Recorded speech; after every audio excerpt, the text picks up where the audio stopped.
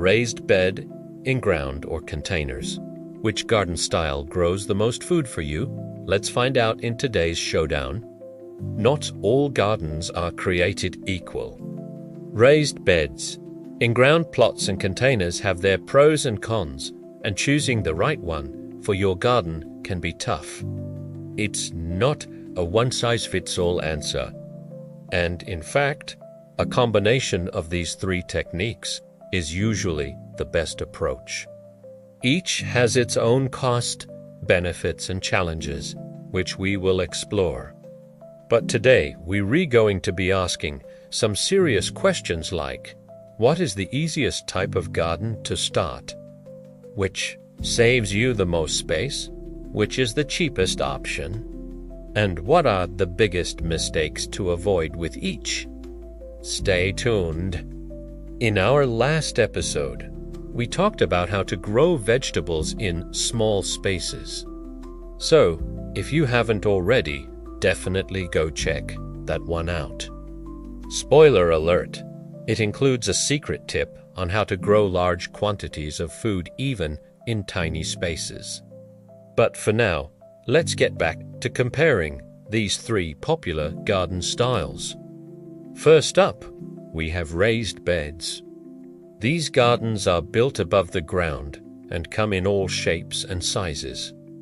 You can build your own raised beds from scratch using inexpensive materials like wood, concrete, blocks or bricks, or you can buy pre-made kits online or at your local hardware store. A lot of people like raised beds because they're versatile and aesthetically pleasing. They can blend into a variety of landscaping styles, and they make your garden look neat and organized. Plus, depending on your soil quality and climate, you can actually move them around or even take them with you when you move. And for those who want an edible landscape, it's possible to design a raised bed garden that doubles as a pathway or seating area. Now, let's talk about the pros and cons of raised beds. First, the pros. They're easy to access and work in, which is great for people who have mobility issues. You don't need to bend over or kneel down to plant and harvest. You can just stand up and reach in, making gardening more accessible to a wider range of people.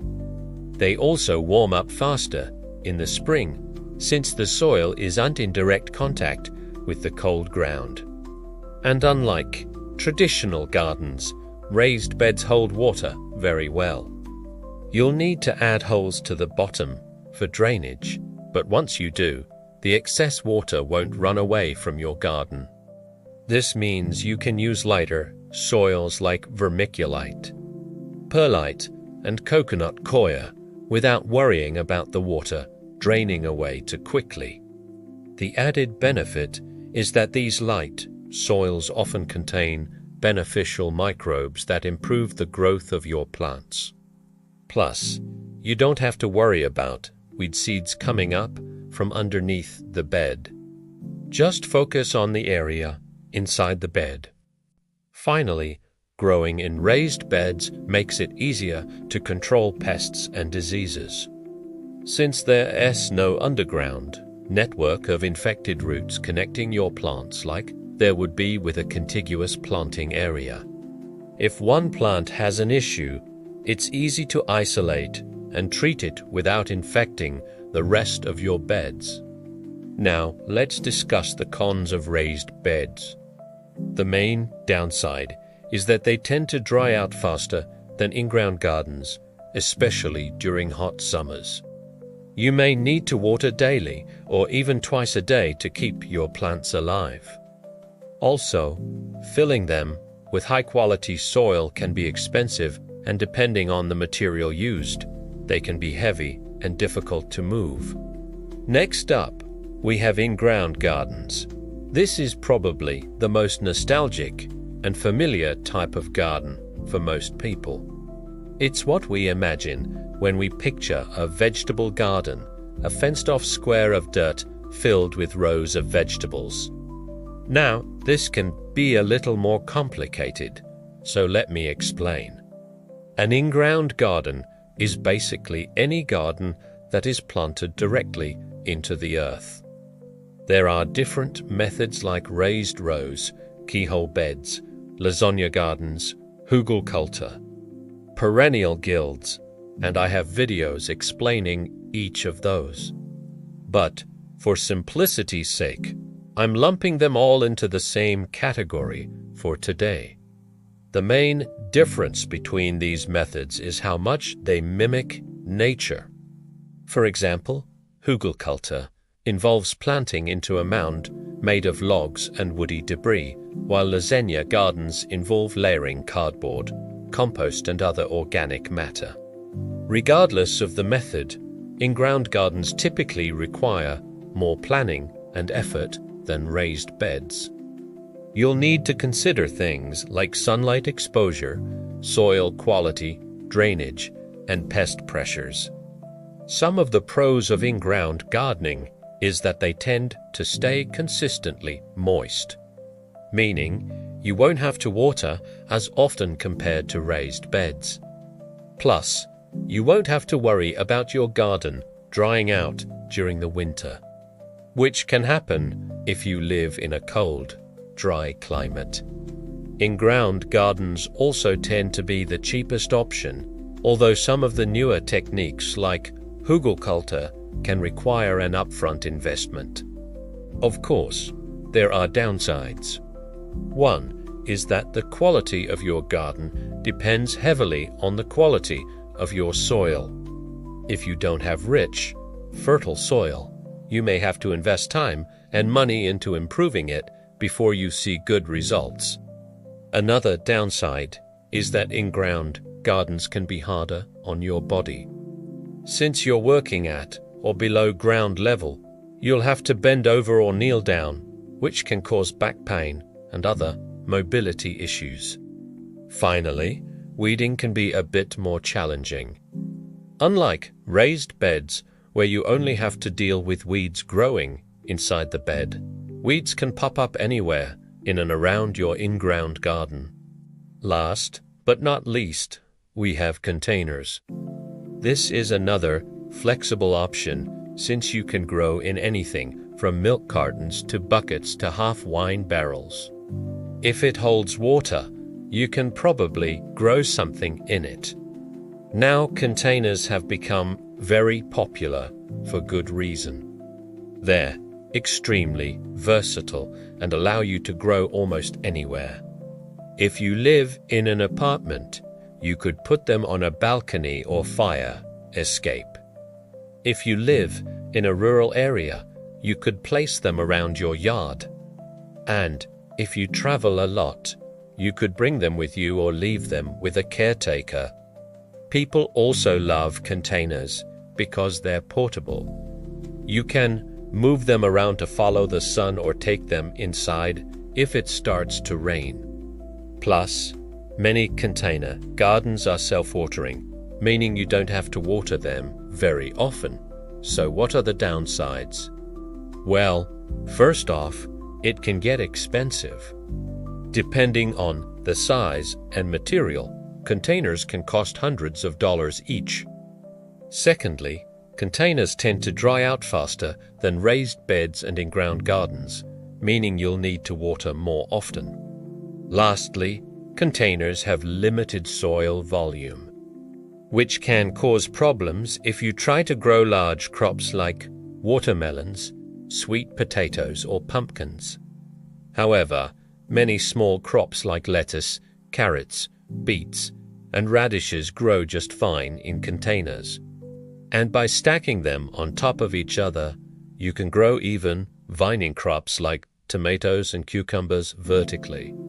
So now that we know the pros and cons of each, which is best for you? To answer that question, we need to dig deeper into each one and figure out what exactly they're best at. First, let's talk about cost. Generally speaking, in-ground gardens are the cheapest option, followed by raised beds and then containers. That being said, There are ways to keep costs low with all three methods. For example, if you're building a raised bed, you can save money by using recycled materials like pallets or cinder blocks instead of pressure-treated lumber. If you have poor soil, you can amend it yourself instead of buying expensive potting mix. And if you have a lot of containers, you can purchase them second-hand for much cheaper. That being said, containers still tend to be the most expensive option per square foot. Next, let's talk about space. Raised beds and containers tend to save more space than in-ground gardens. You can stack them on top of each other and place them in odd spaces like hallways, porches, and balconies. In terms of yield per square foot, though, it really depends on what you're growing. Some crops like carrots, potatoes, and onions don't grow very tall, so they can be grown easily in containers. Other crops like tomatoes, peppers, and squashes grow very large, so they tend to take up more room regardless of the growing method. Overall, I'd say that if you're looking to maximize yield in a small space, raised beds and containers tend to be the best option. Now let's talk about ease of use. Raised beds and containers tend to be easier to use than in-ground gardens. They're easier to access, don't require bending or kneeling, and have less weed pressure. If you're dealing with mobility issues or live in a very hot climate, raised beds and containers may be the best option for you. Now let's talk about maintenance. All three types of gardens require regular watering, weeding, and pest monitoring. In-ground gardens may require more work in the beginning, since you may have to build a raised bed, amend the soil, and install a drip system. But once it's established, it tends to require less maintenance than containers. Containers generally require more frequent watering and fertilizing, while raised beds fall somewhere in between. Now let's talk about aesthetics. This one is entirely subjective, but I think it is safe to say that raised beds and containers tend to be more visually appealing than in-ground gardens. If you're really trying to match your garden to your home's aesthetic or want to sell your house in the near future, raised beds and containers may be the way to go. Now, what about climate? In general, all three types of gardens do well in most climates, as long as you take the necessary precautions. For example, you may need to protect your containers from blowing over in windy areas or build cold frames over your raised beds during cold winters. It's also important to consider your growing season. If you live in a short season area, you may want to choose a raised bed or container garden, since they warm up faster in the spring. Now, what about beginners? I'd say that raised beds and containers tend to be the easiest to start. They're less labor-intensive, produce quicker results, and require less knowledge. With an in-ground garden, you'll need to spend more time planning, preparing, and maintaining your garden. All right? So now that we've compared each one, which is best? As you might have guessed, there's no clear winner. The best garden style depends on your goals, needs, and preferences. I recommend using two or all three methods. For example, you could plant your favorite crops in raised beds and containers, while reserving the in-ground space for larger crops like potatoes and sweet potatoes. Or, if you live in a small space, you could use containers to grow greens and herbs while reserving your raised bed for larger crops like tomatoes and peppers. No matter what you decide, I recommend starting small and expanding as you gain experience. Thank you so much for watching. I hope this helps you decide what type of garden to plant. Happy gardening, and I'll see you next time.